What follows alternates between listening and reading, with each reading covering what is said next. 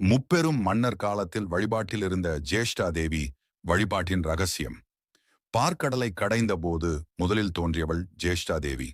தேவர்களும் அசுரர்களும் பார்க்கடலை அமிர்தம் வேண்டி கடைந்த போது மந்தார மரம், பாரிஜாதம், கற்பக விருட்சம், காமதேனு, லட்சுமி தேவி, சந்திரன், அமிர்தம், ஐராவதம், சங்கநிதி, பத்மநிதி, தன்வந்திரி இவர்களுக்கு முன்னால் தோன்றியவள் ஜேஷ்டா தேவி என்பது ஐதீகம். இவள் கையில் துடைப்பத்தை ஏந்தி காட்சி தருவாள். இவளுக்கு பின்னரே லட்சுமி தேவி தோன்றியதாக ஐதீகம். மகாலட்சுமிக்கு முன்பு தோன்றியவள் என்பதால் மூத்த தேவி என்றும் மூத்தாள் என்றும் இவள் குறிப்பிடப்படுகிறாள். இப்பெயரே பிற்காலத்தில் மருவி மூதேவி என்றாயிற்று. ஜேஷ்டா தேவி என்பது வடமொழி சொல். ஜேஷ்டா என்றால் முதல் என்று பொருள். மேலும் பழையோள், காக்கை கொடியோள் என்றும் இவளை அழைக்கின்றனர். காகத்தை கொடியாகவும் கழுதையை வாகனமாகவும் துடைப்பத்தை ஆயுதமாகவும் கொண்டவள். செல்வத்திற்கு அதிபதியான மகாலட்சுமியின் மூத்த சகோதரி ஜேஷ்டா தேவி. தவ்வை என்றால் தமக்கை என்று பொருள். இதனால் இவள் தவ்வை என்ற பெயரிலும் அழைக்கப்படுகிறாள். பெருத்த உடலுடன் மகன் மாந்தன், மகள் மாந்தி இருவருடன் அமர்ந்து காட்சி தருவாள்.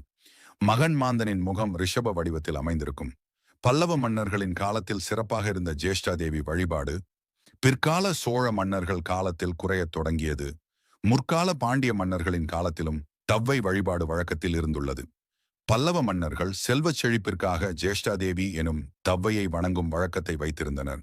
சோழர்களின் காலத்தில் படையெடுப்பிற்கு செல்லும் முன்னர் ஆயுதங்களை ஜேஷ்டா தேவியின் முன்பு வைத்து வணங்கிச் செல்வதை வழக்கமாக கொண்டிருந்தார்கள்.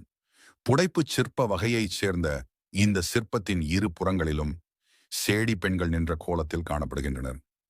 ஏர்கலப்பை ஒரு புறமும் கழுகு கொடி மற்றொரு புறமும் அமைய பெற்றுள்ளன.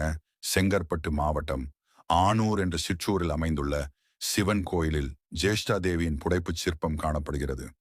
மேலும் செங்கற்பட்டிற்கு அருகில் ஆத்தூரில் அமைந்துள்ள ஸ்ரீ தர்ம சம்வர்தினி அம்பாள் சமேத ஸ்ரீ முக்தீஸ்வரர் ஆலயத்தில் அருள்பாலிக்கும் ஜேஷ்டா தேவி விவசாயத்தின் காவல் தெய்வமாகவும் வளமைக்கு அதிபதியாகவும் திகழ்கிறாள். தன்னை வணங்குவோரை இவள் விபத்திலிருந்து காப்பாள் என்பது ஐதீகம்.